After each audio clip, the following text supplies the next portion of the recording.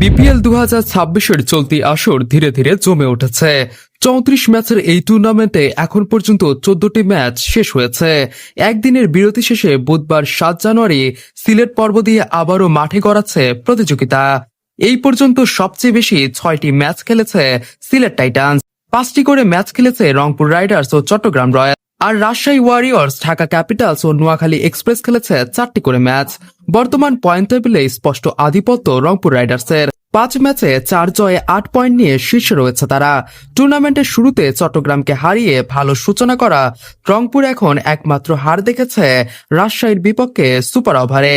এরপর সিলেট, ঢাকা ও আবারও চট্টগ্রামকে হারিয়ে দারুণ ছন্দে ফিরেছে দলটি। 6 পয়েন্ট করে নিয়ে পরে 3টি দল অবস্থান করছে টেবিলে। নেট রান রেটের কারণে দ্বিতীয় অবস্থানে আছে চট্টগ্রাম রয়্যালস, তাদের 2টি হারি এসেছে রংপুরের বিপক্ষে। 3 জয় নিয়ে সিলেট টাইটান্স ও রাজশাহী ওয়ারিয়র্সও রয়েছে প্রতিদ্বন্দ্বিতায়। নোয়াখালীর বিপক্ষে বড় জয়ের ফলে নেট রান রেটে এগিয়ে 3য় স্থানে উঠেছে সিলেট, আর রাজশাহী নেমে গেছে 4র্থ স্থানে। বড় প্রত্যাশা নিয়ে আসর শুরু করলেও এখনো ছন্দ খুঁজে পায়নি ঢাকা ক্যাপিটালস।